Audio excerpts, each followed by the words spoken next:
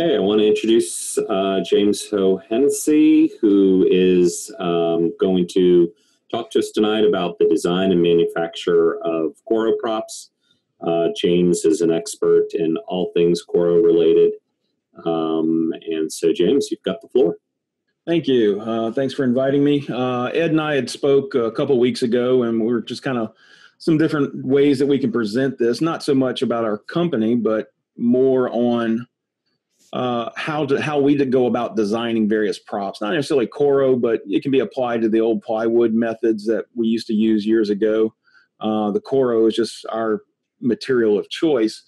But basically just go over our mindset, what we think about whenever we do these various designs, whether it's our own creations or it's ideas that people send to us.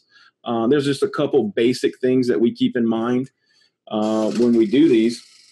And honestly is we like to keep it simple. When you're doing the spacing, it's very, very, very easy to say, oh, I want this real complicated thing, whatever it may be, a manger scene or what have you.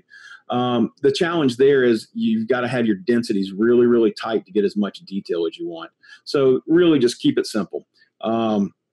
Basic shapes translate very, very well.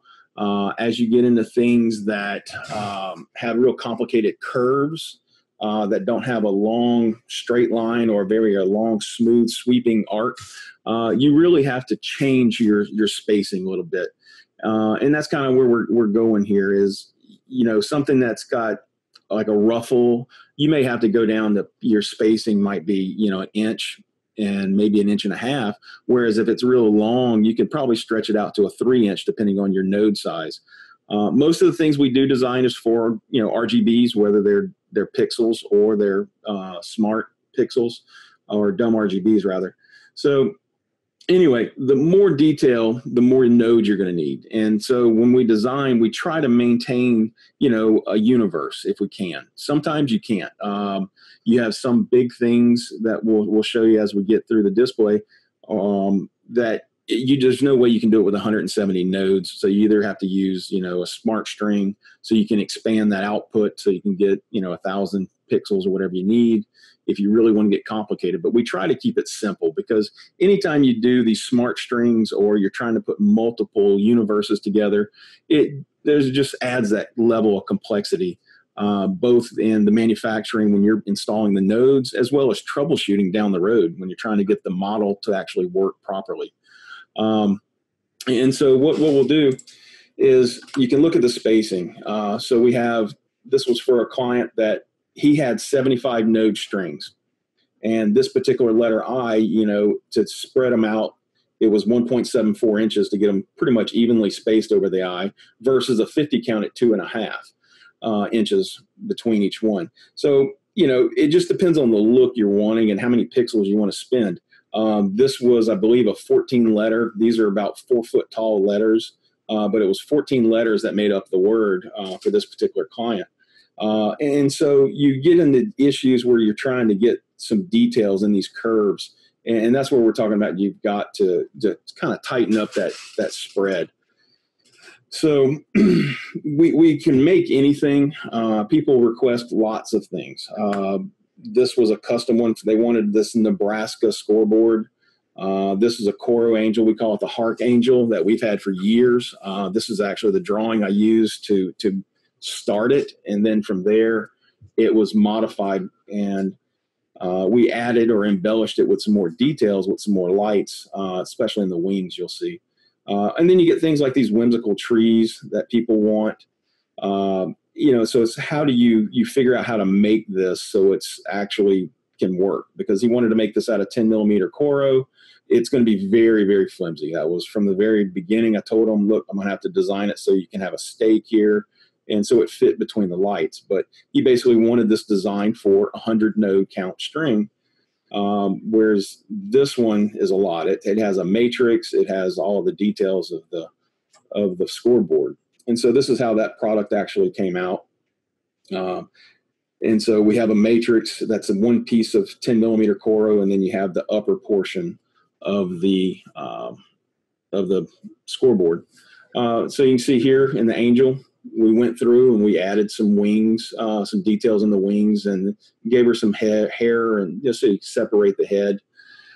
We've had special requests for things like this. The original version of this Bronco, we basically had half the nodes in it, but he wanted the node count a lot higher. So we went through and we doubled it, and it looks great. It's phenomenal to see this one when it's lit up. Then you get crazy stuff. This is one of Jim Gray's designs. He sent it to us and asked us to modify it. And that's the Santa motorcycle. I believe it's around 550 nodes. So you can see now it's 8 foot long, but you've got to get very detailed, and you got to add a lot of extra pixels in these things to really have it so it presents well at night. And that's the key, is how is it going to look at night? And you can see, like in the Angel, you know, she's got a lot more going on in the curves, just so you can read that that's a hand and that's a trumpet and things of that nature. And so that's the major things that we keep in mind. It's not that difficult, but we come up with some crazy ideas. We've done some 3D-dimensional stuff that we'll be showing at the expo, actually. Just some neat ways that we're thinking about moving in the direction of with the decorating in the future. So this is basic Coro. And then what we'll do is I was going to run through how we actually work on a various props or requests to do something new. So let me switch over to AutoCAD real quick.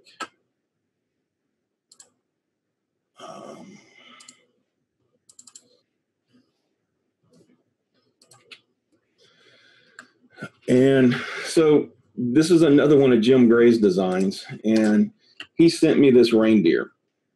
And he actually went through and he placed the nodes where he thought they wanted to be. And this reindeer came out to, I believe, about 220 nodes. James, I don't think we can see this. We're not seeing it. Hang on. How about now? Yep, that's good. Yep. Okay. All right. Start over. This is Jim Gray's reindeer that he sent me. So he's luckily he's proficient in AutoCAD enough that he can send me files. Some people have sent me just pictures of stuff. I've got, you know, existing props that they own, and we'll go through and we'll take we'll convert it digital and make it into the CAD line, so I have the outline and things of that nature. But we ended up going in, and he had 225 nodes, I believe, in this one.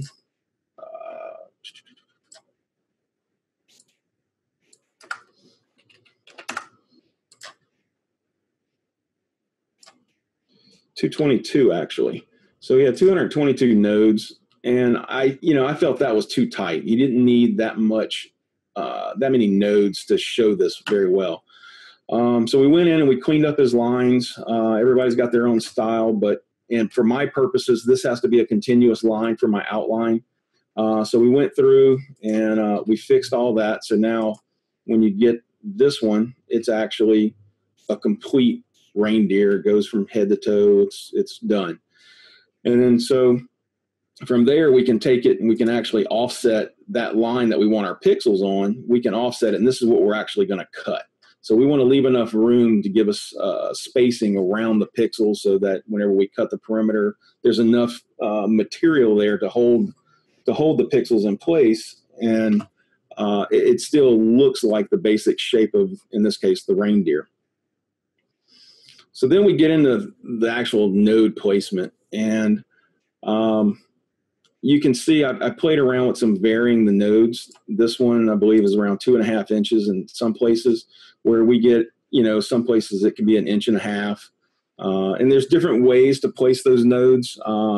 Some people will do them one at a time, and they'll actually move it 1.5 inches. Some of the tools will allow it to follow a path. So you can select that item and you say, I want to put so many of them along the path of this line. That rarely works on these complex curves like this.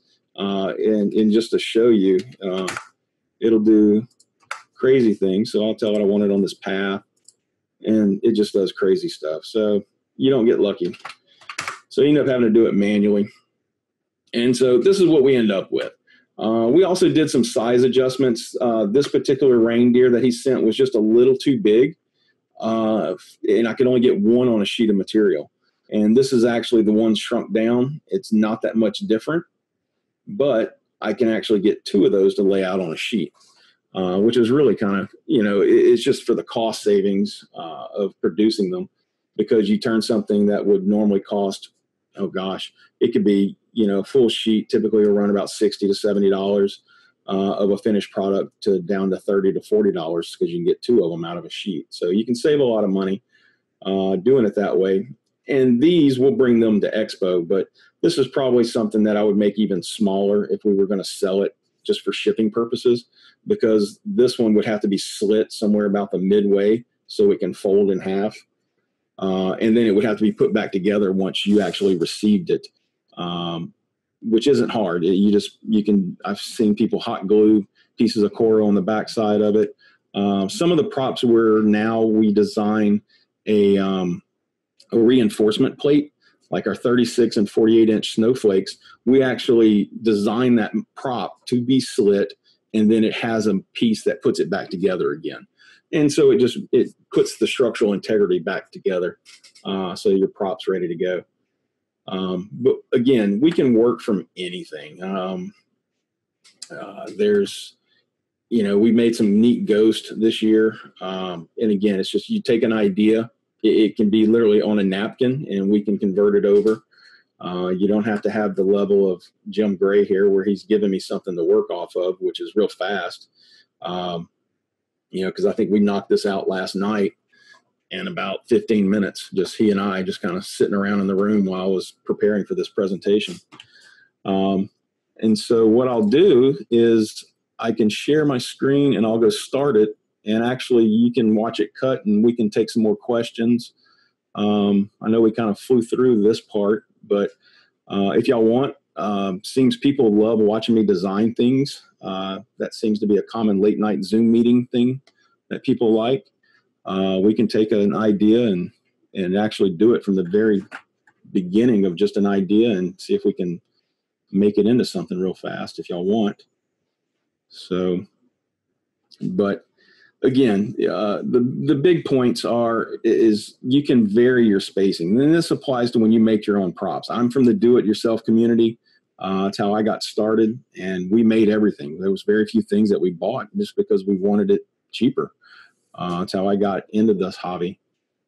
We started out with the Lightorama stuff that I didn't want to buy because I felt it was too expensive, and went straight to the Renard SS controllers and things like that. And one thing led to another, and then we started a company, and here we are 5 years later with 300 plus products. So I guess I need to go walk to the back, and I'll turn this on. Can you see the video stream? We see the one from your camera from that computer, but the one from your iPad, I think, has stopped. Talking about that one? Yes, we see that now. All right. The other one, let me just go push a button and it'll start. Where's that one?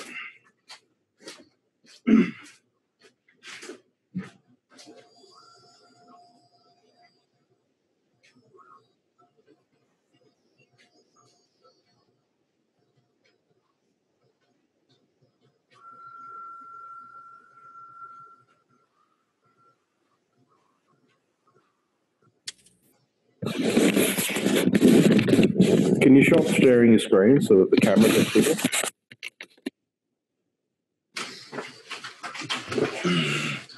What was that? Can you stop the screen share? How's that? Of your video. Yeah. So I guess while we're doing this, I will, if somebody wants me to design something small, we can do that real quick.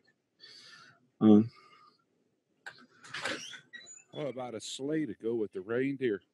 Oh, you want to go difficult on me, do you? Well, you ask. I know.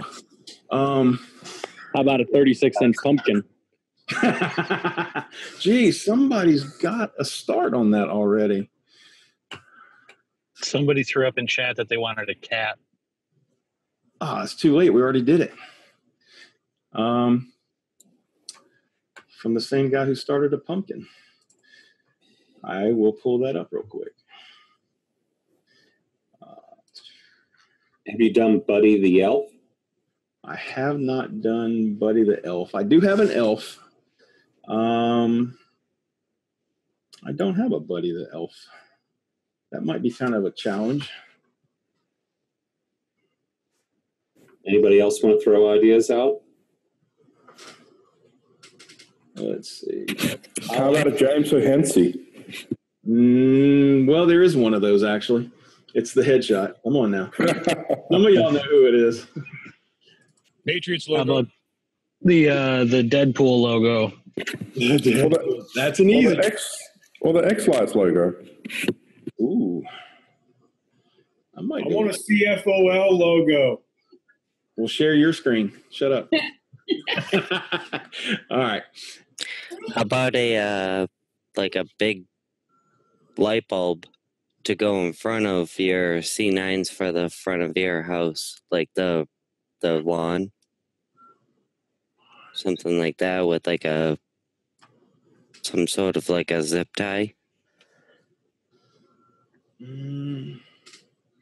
Not sure I'm following. Can y'all see the cat? There's the cat. So, James, can you walk us through? Someone gave you an idea and you drew this, or how did that come about? So, Are you talking about the cat or the idea? So let's start with the cat. So, someone shared with you this picture, or what? Yeah. The cat was shared. It was actually a fellow decorator, and he had an issue with. He actually owns a CNC machine, and so he threw it out there, and then I responded to help him out, and I kind of knew what he was doing wrong just from experience. So I told him to make a couple of changes, and I believe his Coro cut fine. We liked the cat, so we talked. So we took the cat and modified it, made a few adjustments to it that would make it more, I guess, appealing to mass market, if you will. And so we created it, and then all of a sudden we started making them, and I don't know, I got about 40 or 50 of them I'm bringing to the expo with us. So, we made ours out of 10 millimeter, but he had the basic idea. I didn't do a whole lot to this one. I did shorten the tail because one of the things you have to do when you have a single line is you have to be able to run your pixel string from here to here and skip over light bulbs. And so you can get in and get out. And he had them, they were pretty far apart, so you wouldn't be able to get back out. And so, whoops, I guess I could have went there. And so you have to do the little hopscotch maneuver to get in and out of this prop or this tail. And so does everybody follow what's going on there? You go here and you're skipping over. And then so you got a way to get back out. Well, the thing is, you can't have this distance further than what your span is. And so in this case, it's 2.88. I try to keep that typically no more than about 3.25 because if you buy 4-inch nominal strings, they normally don't get 4-inch centers. There's a few manufacturers out there who they have a longer span and you can actually get 4-inch, but they're very few and far between. And so the issue becomes they make the wire that connects the two bulbs 4 inches long, but you lose in a bullet, you lose about 3/8 of an inch on both sides because it's going into that silicon boot that's filled with epoxy and it's soldered on. And so you lose that 3/8 of an inch on both, depending on, whoever put them together. And so you got to design for that. And that's just things we've picked up on over the years. It's not perfect, but it works for probably 95% of the bulbs that are out there. And we try to put a disclaimer on the props that if there's something unique about it, that you're going to have a unique string. We try to tell you that ahead of time. But for the most part, we design for those standard string types that are out there. And most of the time it works. We want to eliminate the number of splices you have to do as much as I can. Sometimes you're going to have splices. There's just no way around it. So All right, so let's go back to this light bulb. You wanted a C9. Now I have several light bulbs out there already. We might have one already designed. No, sorry, I meant like a luminaire, but in the shape of like a light bulb to go across the front of the yard. Oh, so like take that. Have you seen the luminary that we make already? Yes. And so you want that in a light bulb shape? Yes. Huh. Okay. I think we actually call that a pixel area.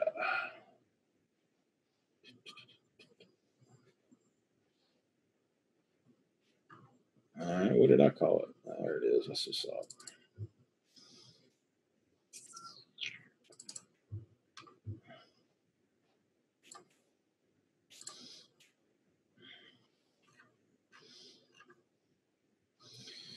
All right, so that means we probably wouldn't be able to have a top on it, but this is our basic Luminaire lens, and it's a box, right? So it cuts a groove in here, and it folds up to make a box or a bag. It looks like a bag that you would have with the traditional luminaires that, for those who don't know, you put like a bag of sand in the bottom of it, and they put one of the little Molotov candles or whatever in it.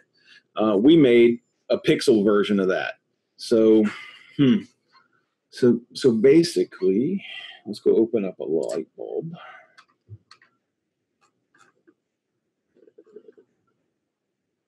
Interesting. Which, just to put in a plug for Crockett, they sell for the pixel area decals that go over it, which are kind of cool.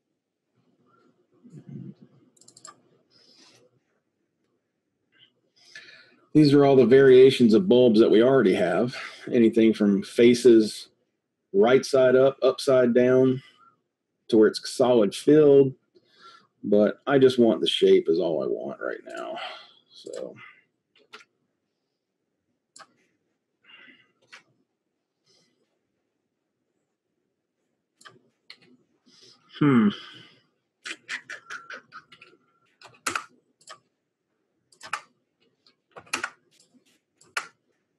So I really only want the bulb shape, right? I mean, that's all I'm looking to modify or copy here.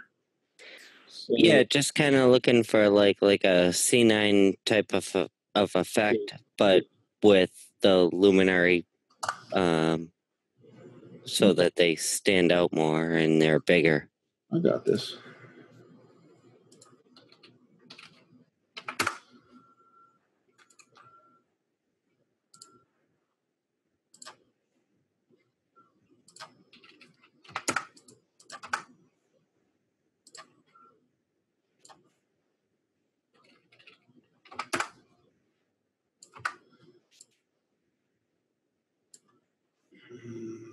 So those aren't going to be able to match.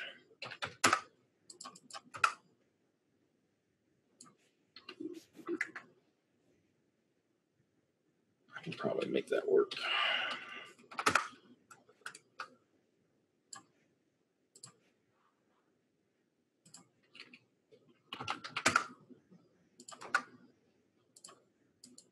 Yeah, that'll work. All right. So what I would do would be to make this square, so that, actually, yeah, let's make it a little bigger. 1.05. That might be too big. Yep.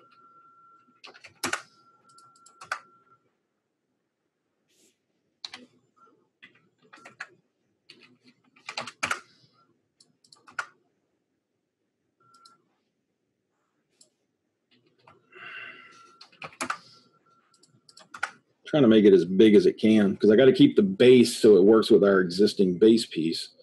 I think that'll work. And it would be just a direct replacement for what we already do to make that work.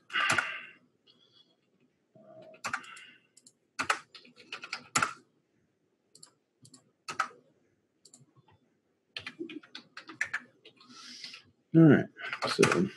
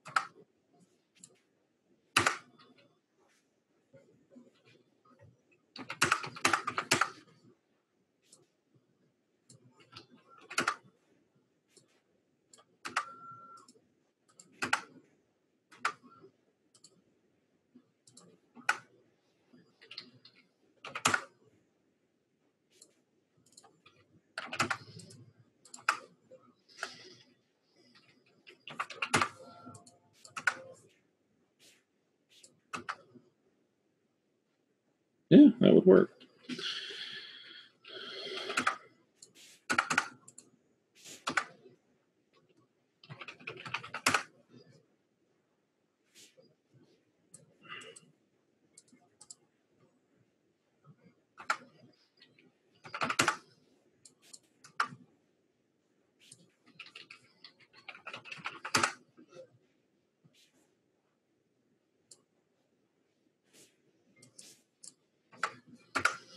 So that's how I would make it. And whenever you folded it, these yellow lines is it's a pocket that it's going to cut on the machine.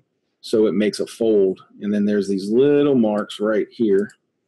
It'll cut a slit there, and then it'll cut another set of slits over here that match. And that's where the zip tie would go. That would make it into that box frame. Have you, well, let me see if I can find a picture real quick of our Luminaire. So curious, James, could you do a silhouette of this and just put it in your square ones? Would that look all right? I could. And honestly, we started to go that route years ago. And if I go back down,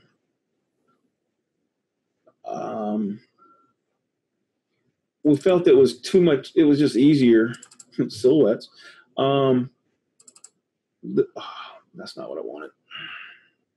Quit. Yes, I know. Quit.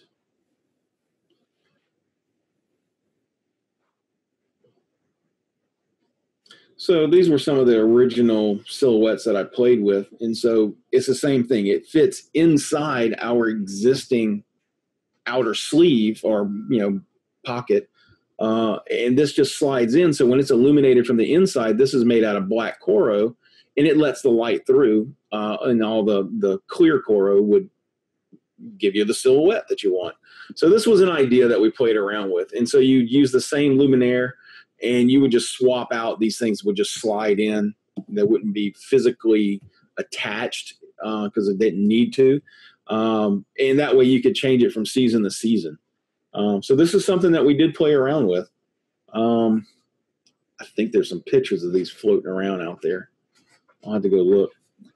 So yes, you could do the silhouette, and it would be very similar to the egg for the light bulb, right? I mean, I would just give it a base if that's what you're talking about. I was under the impression you wanted something like the lens. I'm not. Yeah, I think that's what he was asking, but I'm just saying you could probably modify an existing product that you have and, give people ideas of ways that they can take that one product and make it in different ways. Yep. And that's, we were trying to go down that route to where, you got multi-use props. Anything from a ghost that can be a tombstone, or I thought I had some silhouettes drawn. Guess not. So, but yeah, I mean, like you could take this cat, right? I can make that into a silhouette that would go in the Luminaire. Right. And it would just be real simple to drop in. So it was something that we just never really explored any further. But if that's something you guys really want, then we can definitely continue to bring it to market. But yeah, that's pretty much what I was talking about, like for it to like shine through like the Coro, okay, not so like each pixel or anything like that. right. Well, this would still, this one was just to give that weird shape of a light bulb. But yeah, I mean, I could take that same.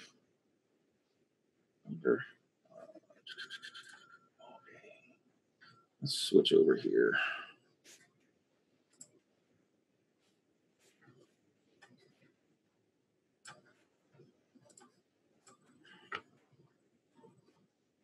So let's save.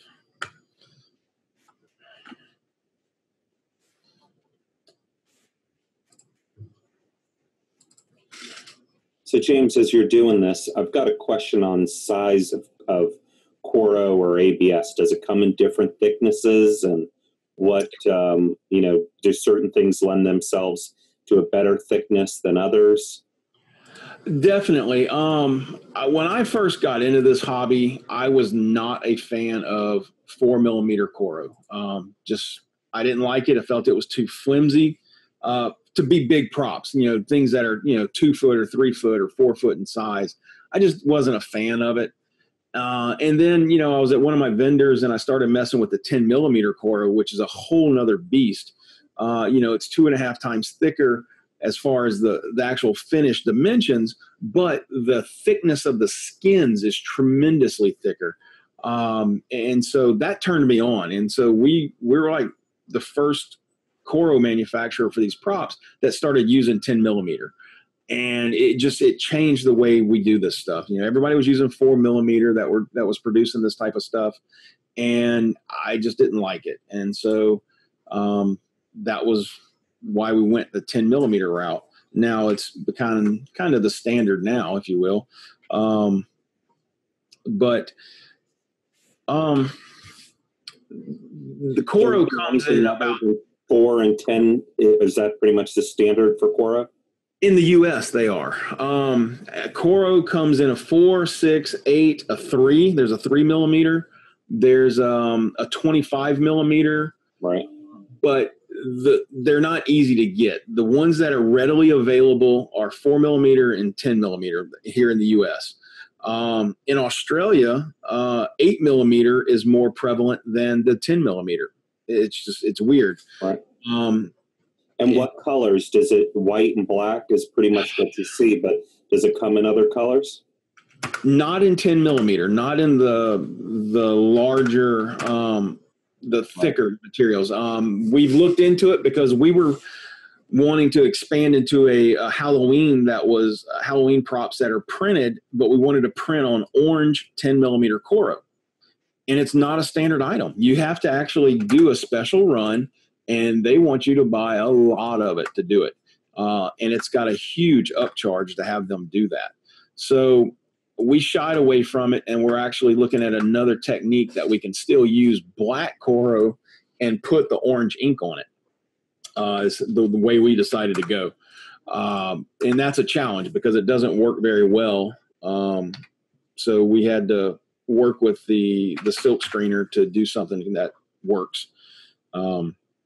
So yes, so you can get 4mm in the rainbow, right? I mean, I can get it all the primary colors, secondary and tertiary colors. So you can get all the basic colors. There's probably about 20 different colors that you can get 4mm Coro in. You can get it in greens and blues, probably like 5 different shades of blue, actually. Oranges, safety colors. 4mm is, you can get it anything you want. But 10mm and, here in the US, even some of the other crazy sizes, it's just almost impossible. You can do it, but it's just not easy to get it done, or it's very cost prohibitive. It's something I want to look at, but we're not focused on that enough to do it right now. So then the other product, ABS, does that come in different thicknesses as well? And, how, I don't know, how do you cut that? Is that only with the CNC machine? And Yeah, do you cut it, Yeah, we cut everything on our CNC routers. You can do water jetting with some of the solid materials like ABS or high density. It's not practical in Coro because it gets into the flutes. So pretty much everybody does routing on it or die cutting, where they have a custom made die cutter that cuts the shape. And that's great if you're doing lots of them. In our case, we're not doing, the kind of quantities they're talking about. So that's not practical. But ABS, we use here in the shop anywhere from, we use a 16th inch sheet, 1/8 inch, 3/16, 1/4 inch. That's pretty much all the ABS I use. And then high density, I use anywhere from a 40 thousandths thick sheet. That's a custom blend that we make some of our strips out of. And I use that material all the way up to standard sizes up to 1/2 inch and even 3/4 inch occasionally. You can get that regularly. That's made here in the US all the time. So I can get that made anything I want with or without UV stabilizer. The sky's the limit on what you do with that. Now, do most of the items have a UV stabilizer or protector on them? Most of the products do.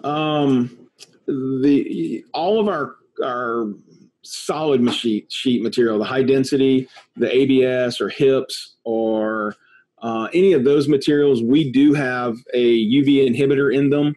The new polycarbonate clear material that we have actually has a UV inhibitor. It's made with a UV resin and it's got a UV coating on it. We go out of our way to try to make that happen. Coro, on the other hand, 4mm has very, very, very little UV inhibitor in it, and to the point that it's probably non-existent. I don't think they put enough in it to do any good. When you get into 10mm, it's designed for the outdoor advertising, and it actually does have some level of UV inhibitor in it that's mixed into the material as it's being extruded. And so yes, it does. Most of the manufacturers, there's Interplast, there's Coroplast, there's a big company up in Canada that makes it. All the major manufacturers of the Coro that's out there, they're designing this product to be used with the outdoor sign industry. So we take advantage of that. I mean, that's any vendor. Coro is a pretty much Coro across the board. There's some differences in quality and flatness. You can actually get some Coro that has more flutes in it in the 10mm and in the 25mm, that it's almost a flat piece of material. Whereas, with our 10mm, the flutes are about 3/8 of an inch spaced. And so if you look at the surface, it has a slight wave to it. And that became an issue when we go to start screen printing it. That's something that we're working through right now, because we might have to switch our Coro just because I have some waste or what we call blemished products that I'm not happy with, which we bring to the expo. And you can get a better print quality on it, because a lot of these major printing houses, they're trying to do direct print on it. So they'll take that 4x8 sheet of material and they'll actually run it through a big flat body printer and print directly to it, versus the old way was you print on a vinyl and then you apply a vinyl to the Coro.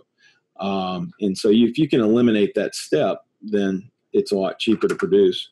So also the 10mm Coro is what they call Corona treated, which allows digital printing to happen on it. We're doing screen printing, so it doesn't really matter, but the Corona treatment actually makes it so the material will accept the inks a lot better in a digital format. Let me ask you, can you spray paint Coro? You can. You can spray paint Coro, you can spray paint ABS and HIPS material with great success. I can tell you, I like Krylon Fusion series paints. They do well, but because you can get one coat coverage and it does really good. The other Rust-Oleum brand has a one with a primer in it. I really like it as well, because you can spray paint, a light color over black, and it's a good coating. And anytime if you're going to paint it, get white, because white's just going to give you the best results as far as color matching what you actually wanted it to be. So White does best. High density, however, has a very, very high resistance to chemicals. And it doesn't accept paints. Even some of these etching paints and things like that, they don't touch it. The paint will go on. It looks pretty until you bend it. And as soon as you bend it, that paint is going to flake off. That is why you see high density used in restaurant and food prep, things of that nature, because it's resistance to bacterial growth and things of that nature. So that's the downside to high density, is you can't paint it. It is what it is. High density, for the most part, all those products come in black and white or natural all day long. High density and a couple other products I can get in colors. It's just, it may take a little while to get it in. It's not something that they stock all the time. So, we have to order it and wait for it to show up.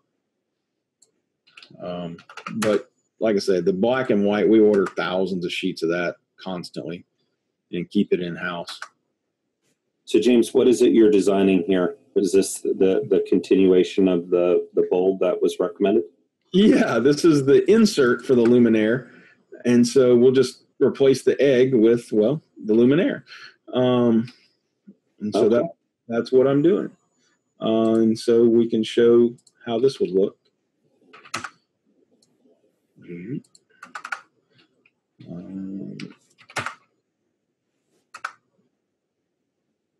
And I think this would have a nice silhouette effect as well. Yeah.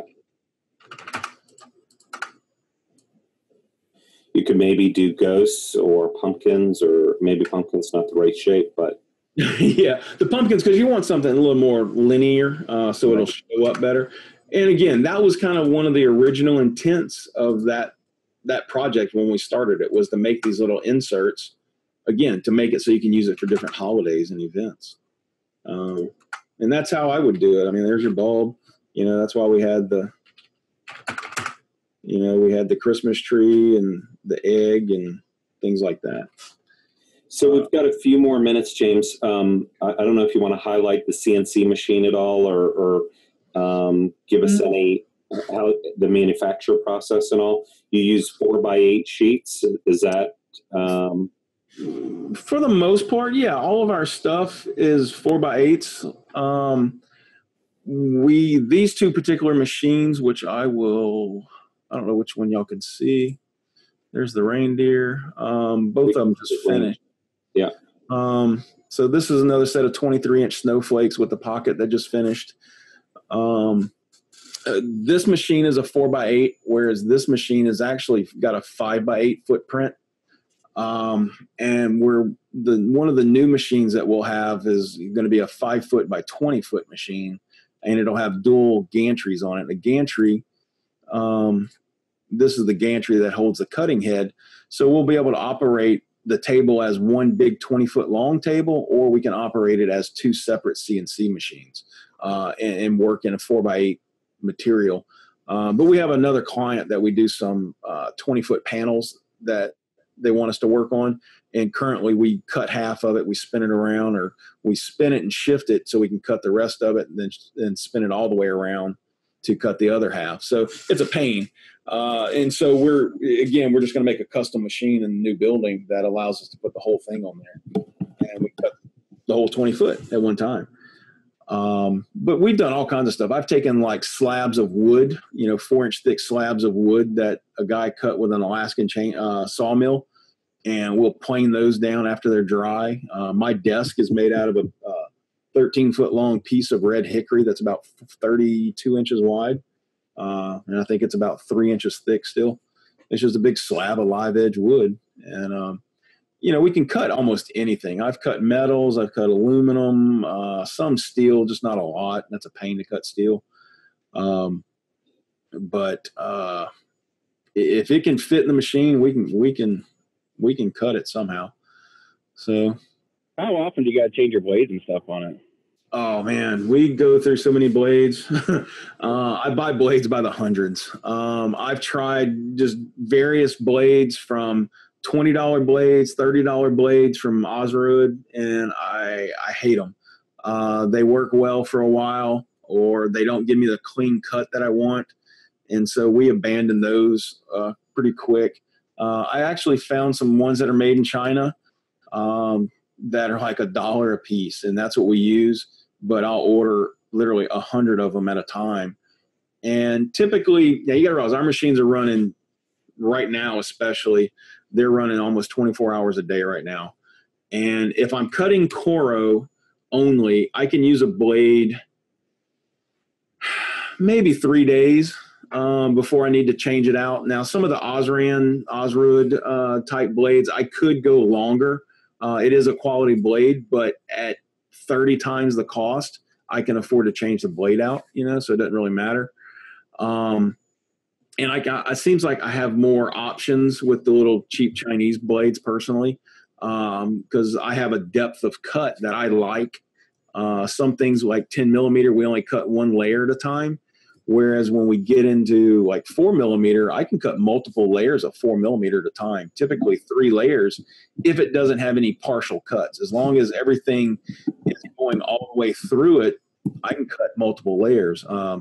When we start getting into ABS is a little more aggressive on the blades. And it cuts ABS fine, but when you go back to the soft plastic, such as Coro, it doesn't give me a clean cut anymore. Because it's dulled it just enough, even though that blade will work for weeks in ABS or high density, you can't use it on Coro anymore. And you'll see it. Sometimes we have some that get out and the blade kind of got dull. We weren't happy with the cut, and so we'll put those in our blemish pile. And you'll have some that just there's a little pieces that are still on a little bit on the edges, and we'll let them go occasionally. But most of the time we'll cull those. They either become personal use stuff, or our locals dig through our Misfit Island pile, if you will. So that's the advantage of coming by to the shop. So you can dig in the Misfit Island. A couple quick questions in chat. When you say blades, you mean the router bits? Yeah, it's referred to, the actual name of it's called an end mill. They're very similar to router bits that you would use for working on wood. Right. In our case, they don't have as many blades, and the geometry of them is a lot different than what you would use on a piece of wood. Typically, a router bit for wood, the blade has I guess it's kind of like a flute, a zero flute, because it's straight up and down. But there's some weird naming nomenclature out there on what they call these end mills. Traditional end mills, you can get them in various flutes. You can have 1, 2, 3, 4, 5 flutes or 6 cutting edges on it at one time. And for plastics, that's bad. You don't want to have all those edges because it starts melting it. Whereas we actually use a single, or what they call a zero flute, but it's a spiral for plastics. And it basically helps eject the chip out, so the vacuum system can suck it up and get it out of the way so it doesn't begin to melt. In Coro, it's not really a problem because, as many of you have noticed, the chips like to get inside the Coro. And while we do beat the fool out of them to get a lot of it out, some of the Christmas joy stays inside that Coro for you when you open it. It's just part of it. But we do try to get as much of it out as we can within reason. I mean, we literally beat the fool out of them, knocking it out. So a couple quick questions. That cat that you showed, is that a pixel cat? Yes, that is a pixel cat. Okay. He's 75 nodes. Yep. I believe he's going to be, normal price is probably I guess that's going to be around $10 because it's 8 of them out of a sheet. Right. So yeah, I think at Expo they're going to be on sale probably anywhere from $7 to $8. Don't quote me on that, but it'll be up in that range. Yep. Yeah. Good for Halloween. Yeah, great prop for Halloween. We also have 2 other ghosts that we're releasing for Halloween. Yep. I guess I'll give you a sneak preview of some of the stuff at Expo for those who can't go. Yep. And how much is the reindeer? Someone's asking. I don't know if you know. I don't know. Those typically would be in the $30 range because I can get 2 of them out of a sheet. Right. I haven't talked to Jim Gray to see if he's going to let me sell those or not. This is his design, so I'll get clearance on that first. And that's you can sell it, James. Okay, Jim Gray said we can sell it. So So things like that, when customers send us a design, we respect their wishes. We have some clients that we don't share their designs, and it's a one-off for them only.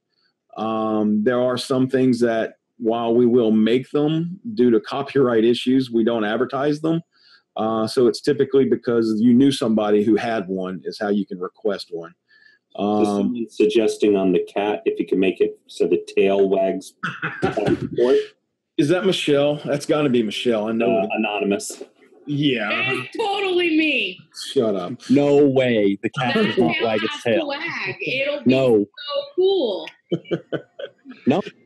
Yeah. I'm going to make you a clip-on tail. How's that? I'll make you a clip-on tail that you can put on there. That works for me. Yeah, then Daryl can 3D print something to make a move. That's right. So Next thing they'll want is the eyes to move back and forth sideways. The eyes do move. That's why there's 3 of them. you can. Yeah. Yes, indeed. Speaking of eyes, how's those squeaky eyes coming? They are being cut up. We will have them. I've got about 1,000 foot of pipe sitting outside that we started cutting up today. So they're coming. Relax. So I've got a question, James. Now, different pixel vendors have slightly different size pixels.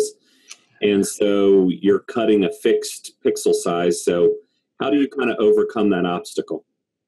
It depends on the material. And yes, the various vendors sell they're probably made by just a handful of manufacturers over there. I mean, I haven't gone to these manufacturing facilities, but I know that several of these vendors get them from the same supplier.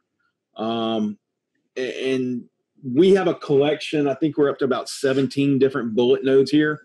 And the distance from the smallest to the largest is about 1.2 millimeter now, which is just amazing in diameter that, something that's supposed to be 12 millimeters, they can't get it there. Coro, it's not that big of a deal on Coro and thin high density. Those materials accept or are very forgiving for material or for bulb inconsistency. I've got strings that they're inconsistent within the same string.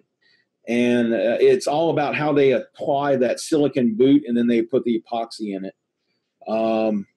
They used to be really good. They were a lot more consistent years ago, I think. But now I think they're producing so many of them that's one of the steps they don't really care about. The Chinese or the Asian market has been using this type of bulb for many years before we started using it for Christmas lights. They used to make channel letters out of them. That's why it has that mounting ring and those little tabs that pop up, is to fit inside these metal channel letters. And I can tell you some of the inconsistencies that we get now here, the ones that come to the U.S., you go to put them into something like metal, that hole has got to be dead on, or it's going to be either it won't fit, or you're going to be bending up that thin metal really bad to make it fit.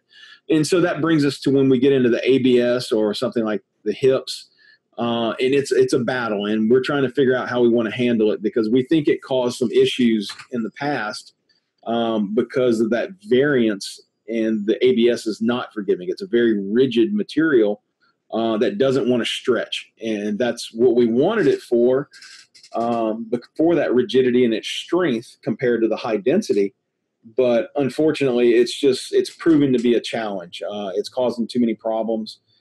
Some of the props that we used to make out of ABS or hips, we're converting those over to the high density because they didn't need that rigidity anyway, but we originally made them out of the harder plastics, and we're just slowly converting those over.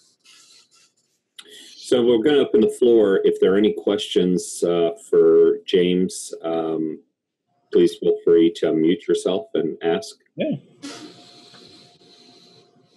James, how big is the trailer you're bringing to the expo? I bring an 8.5 by 24 foot enclosed trailer. You know that's not enough, right? I do know it's not enough, but I do know it's all I got. And because to go up from here means I got to go get another truck and a bigger trailer. and more booths, and no. So it's a lot, we've toyed with the idea. Look, do we really need to do what we do for the expo? I hate to say that we would pull the Lightorama mentality where we just show up with some ideas that we have and we don't offer anything for sale. But I get it. Everybody loves to come and pick up our products at the expo and take it home. Unfortunately, there's no way I can bring enough material. I guess I can get a train and a couple 18-wheeler trailers. There you go. Now you're thinking. But right now, quite honestly, I don't know if I could produce enough material ahead of time right now. Once we get the new warehouse, that changes everything because we're going to be up in the neighborhood of 6 CNC machines and just plenty of storage space for raw material and finished product. So that's going to make things different. Of course, it helps us get orders fulfilled a lot faster when we have that much inventory. Here's a piece of the clear. See how clear it is? Ooh, crystal clear. Great. Yeah, it's an awesome product. But anyway, the idea is, we've constantly been investing into the company since the very beginning. When I started the company, it was just a hobby, and I created the Megatree strip, and that kind of set us out there. And then for 2 years, it was just I was happy doing those and some other small stuff, and then we decided just to take over and just expand. James, this is Al, and I want to tell you, I've known you now for 6 years, and I am so happy you're going the direction you're going. Well, thank you. We try, and I guess we're a decorator too. We're it's not just like I'm just trying to push a product out there. These are things. A lot of the designs that we issue out are things that we use personally. Whether it's for our huge display here at the house. I own a drive-through display as well here in Baton Rouge. And, we've got a couple of new products that we designed for that drive-through that will convert over into residential displays very well. And we'll have those at the expo. Right now, there's only one other person out there that has them. I know Tom Langley's got a whole bunch of them that are coming to him at expo.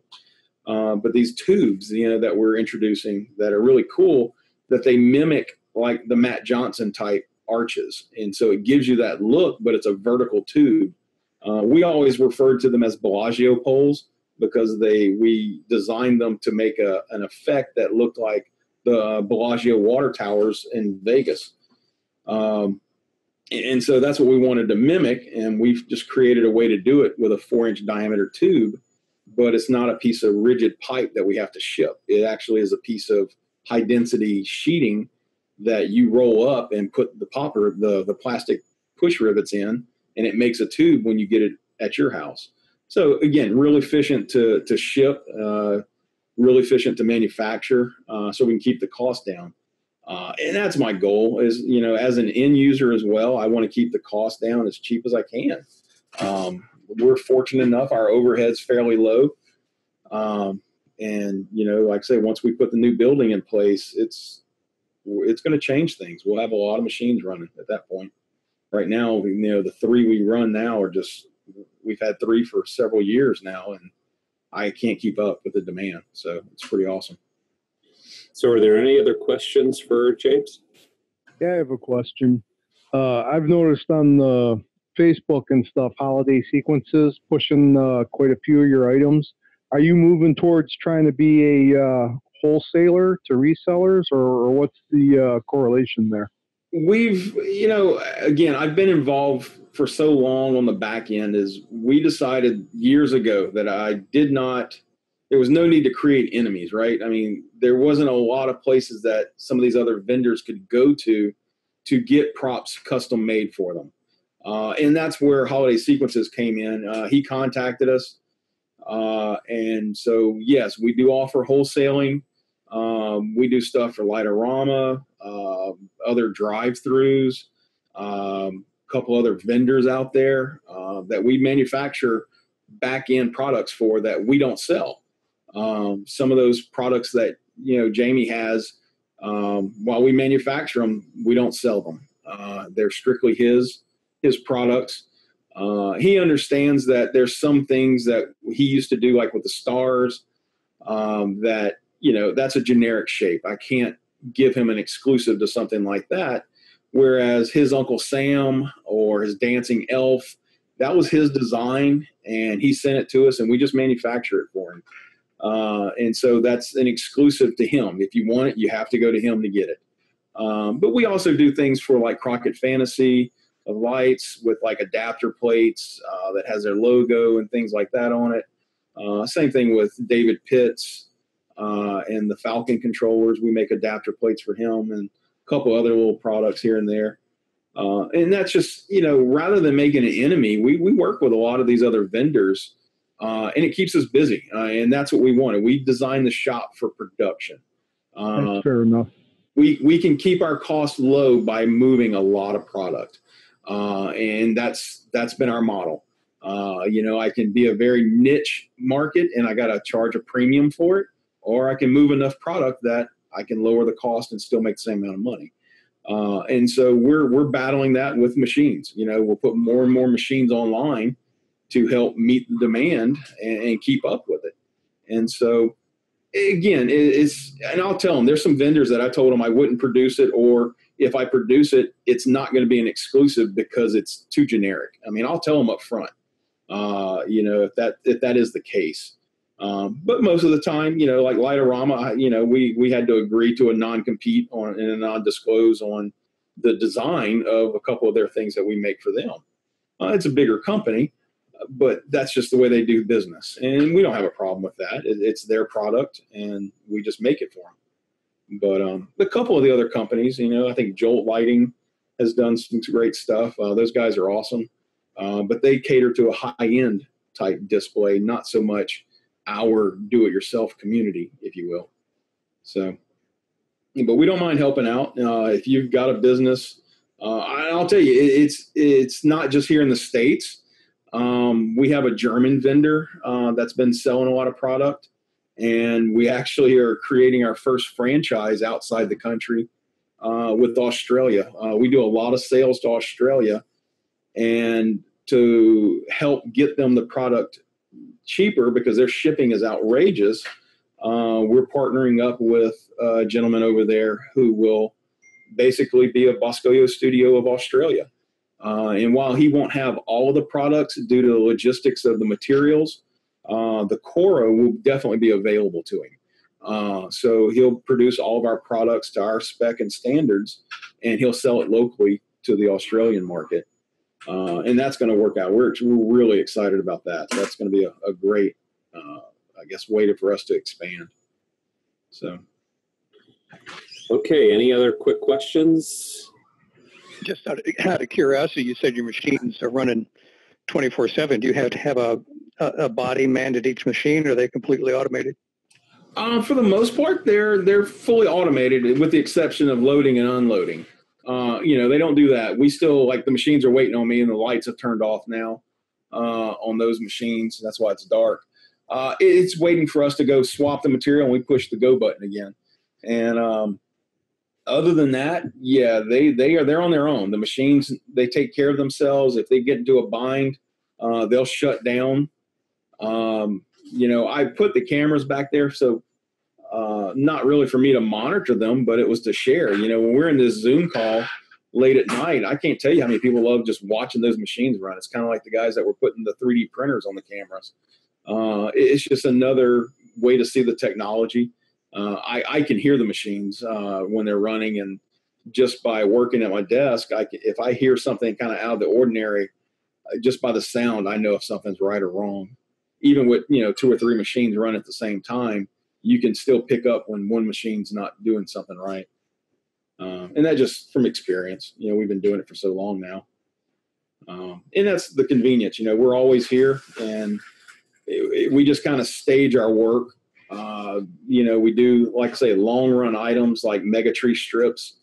My single head machine can do a batch of strips in about 5.5 to 6 hours, whereas the dual head machine can do it in less than 3. But right now that dual head machine's converted down to a single head just to be more versatile. just for Coro production right now. So, yeah, they run. They, like I say, they'll shut down if something goes wrong. They'll shut down on their own. Do you have? I got a question. Sorry. Do you have any recommendations for a CNC, not necessarily for Coro, but for wood? Our machines can do wood. You know, it depends on how hands-on you want to be. You know, if you want to buy a good turnkey machine, you know, you can look into something like a Laguna. And there's a whole bunch of, I want to call them Chinese clones, but there's a local guy here in town who actually, he imports those big machines, and they're really good prices, in my opinion. You know, for 20 grand, you can get, you know, a full running machine, 4x8 with, you know, the spindle, the vacuum table, the whole 9 yards, really inexpensive. You get some of it, your price starts going up when you start getting creative on some of the stuff, like my dual head machine and things like that. But we manufacture a lot of our own parts and stuff. So, you know, we can start from a kit and build the CNC, especially now. I know what I like in a machine now. Coro doesn't require some of the tolerances as some of the other materials. So, you know, you can have some slop and it won't matter at all. Whereas when you start cutting aluminum, you know, you need a solid machine to cut aluminum. And even wood, because I do a lot of inlay work with wood. And so you want to keep your tolerances pretty good in wood if you're going to do something like inlays. Different ways to cut when you do things like inlays. You can use an end mill. You can use a drag knife with a razor blade to cut real thin veneers to do as an inlay. I've taken, you know, sheets and run them through my bandsaw to make me, you know, 1/8 inch thick sheets of, say, Purple Heart or Yellow Heart or Paducah or something like that I wanted to do as an inlay. And then I just got to do the profile cut on the CNC machine, and I'll do the positive and the negative. You know, say I'm doing a cutting board and I want to do an inlay. So you'll cut that negative into the wood, then you'll take your inlay material and cut a profile to fit it. And then you would just glue it in. And then I have a drum sander that you would just run it through and it would sand it all flush. And so that's how we used to make cutting boards. But, and that's really when I built the machine originally, that was what it was for, was to make just goofy little projects that I wanted to do, whether it was for gifts or, you know, Christmas presents or things of that nature. I just like building things. As a designer, that's what I used to do before I did this full time. I worked as an architect and a project manager for the second largest architectural engineering firm in the world. And I just like building and designing. That's my background. So, and this is a perfect fit for me because I can have a weird idea, and before you know it, an hour later, we got an actual physical product of it. The 3D sphere is one of those. You know, Nick Johnson lives locally to me. And it was an idea that I had already. And then I'm listening tonight, James. There he is. Yeah, I'm running the roads. So, and again, this is a case in point. Nick came over and we were just kind of shooting the bull, sitting around. And before you know it, we were like, well, let's go see what this does. And so we went back there, and I don't know, 30 minutes later, we made this thing. So, and which is really cool. It's just a 3-dimensional sphere, and but it's a new way to mount a node. So it's exposed at all around, rather than being directional where it's perpendicular to the material. Now it's parallel to the material and the edge, and you don't even need the zip tie. I put a zip tie hole there for it, but you don't need it. It's a great fit. So this is kind of stuff that we're looking at in the future. So hopefully y'all can see that. Hey, James, do you cut it in one pass, or do you make multiple passes with the Coro? Typically one pass. Coro is not a very hard material. So no, you don't have to do, you know, several passes in Coro. ABS, you do. High density, It just depends on the bit you're using. If you're using an 1/8 inch bit, you typically can't cut more than the diameter, right? So if it's an 1/8 inch bit, you can cut about an 1/8 inch deep. Typically, but not always the case, because I push those boundaries all the time. The challenge with an 1/8 inch bit is it's an 1/8 inch. It has flex. If you push it too hard, it will bend, or it'll break. It'll just break off, especially on the ones we use because they only have a single flute. So they're not very strong already. But we also have 1/4 inch bits. The biggest bit I swing is probably a 2 inch diameter, but I don't use it that often. That's mostly for doing some fly cutting or something like that. But I got a 1/2 inch bit I use a lot, but typically 1/8, 1/4, 3/16. That's my common stuff. The smallest bit I've used is a 1/32. And those things are so fragile, you sneeze on it and I swear the blade's going to break. But I cut aluminum. I made some aluminum badges for a drum company. And the details had to be there so much that I needed a 32nd inch end mill to do all that. And we cut down about a 1/16 of an inch in depth, and it takes forever to make them, but they look really cool when they're finished. So James, one final question. Any cool thing you can share with us that you're bringing to Expo? Be a big seller or something new you want to show us at all? The Sphere, we're going to bring a couple of products such as the Sphere, and I've got some other things that we're going to bring as kind of a conversation piece, if you will. I like to pique some interest. Yeah, it's just the way I am. Here's an idea. What do you think about it? Kind of thing. And there's a lot of props that have come out because of that. Ed, because we're in the Wednesday night calls after hours, if you will, a lot. Things come out of that meeting. Back in the day when David Pitts was designing the V3 Falcon boards, a lot of us that were participating in those late calls, we got our ideas put into those boards because it was features that we needed, such as an F48. And, it took 2 years, but I finally got an F48. It's just a neat way that this community kind of bonds together and we feed off of each other. And so that's what some of these props are. It's kind of like, let me throw this out there. I got Gil's working on, 3-dimensional modeling. And so let's make some 3-dimensional props and let's see what we can do with these things in the future. Because we're always thinking about where it's going to go. I know what we're doing right now, so I want to figure out what the next thing's going to be. And so we just want to kind of keep that decorating idea evolving. It's just good business, but it makes our displays keep updating, Very few of us, especially the guys that do pixels, you don't just build it 1 year and it's the same thing every year for there on out. Pixels can allow you to do that because they can be any color, but we're always wanting to add new props. Anytime somebody comes up with a neat idea, how can we do it? How do you make something like that? Like I know everybody's seen them, those spinning hologram type LED things. Those things are cool. And it's nothing new as far as how to do it. But they're making it so it's for the mass market now. The prices are reasonably cheap, if you will. But that seems to be a dangerous item to have in your display and have people walking around. But I like them. I want some. I don't know what I'd do with it. But they were just trying to figure out. There's some cool things with some ideas that we have. I don't, can't really go into it too deep, but there's some neat stuff that we'll have out hopefully next year.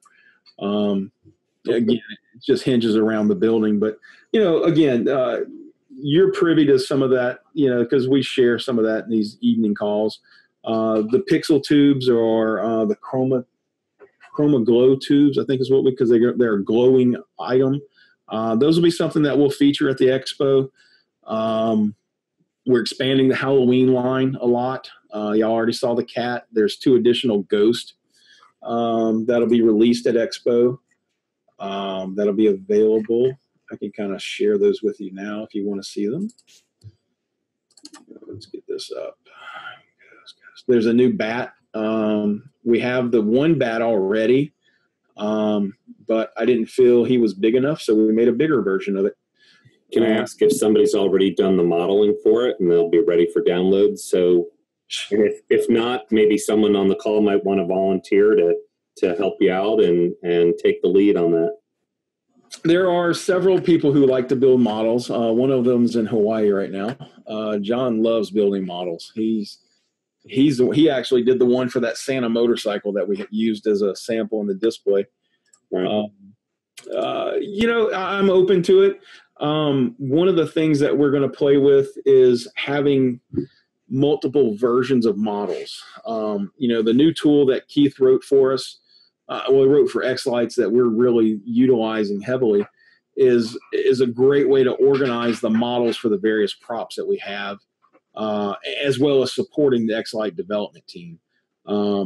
I thought it was a great idea, and it forced us to go and collect all those models and put that collection together. So, now you just open up, for those who don't know, you open up xLights, there's an arrow button on the setup tab, and it actually pulls the models from our website. So it's a catalog of our products. And so you thumb through it, and then you see the product, you see the picture of it that's pulled from our website. And then if you like it, there's a button at the bottom that says insert model. And it's that simple. It just inserted that model into your layout. You can adjust it. You can scale it up and down. You can look at the wiring view, which is probably one of the most critical pieces. But our way of wiring it may not be the way you want to wire it. And there's been a couple of props that have been revised. Somebody figured a better way to wire it, to eliminate a splice or something of that nature. And we're always open to that. We have people email us updated models. And so what we'll have now is multiple versions of that, because I can't get rid of the old one, right? Because somebody may have bought it last year and they wired it based off of that old model. So I can't just get rid of it, update it to a new model. So we'll have, version A, B, or C, and that way you can import it, look at the wiring diagram, and determine if that's which way you want to go with it. And typically I would think that the later versions of it would be a better version, because there's a reason we added that version of the model. And it's probably because it was a better way to wire it. Some of these newer products, I tell you right now, I have not made the models for these guys. This one was just kind of a scary ghost, whereas this one, I went to the old style of just a flapping mouth. There's something special about the old Vixen 2. When you would just hit the space bar to turn an AC channel on and off. I love that. And you can do that in xLights as well. There's a little tapper thing in there as well. But, it's just a simplified mouth that, if you don't want to do these inner pixels, don't put them. You can just have the big and go with it. But this one was kind of inspired because now you can take our spinner and turn the spinner into a Pac-Man, and you can have him chase ghosts if you want. Again, just a dual purpose prop. Something else different. But this is our little chatty one so he can sing. And this one, just a neat little ghost that fits in he's about 30 inches tall, but he ships in our 24 by 24 box because he fits in diagonally. So we try to design around our boxes too for shipping. So just something we do. Okay. Well, thank you, James, very much for sharing with us on the design and manufacture of props. Sure.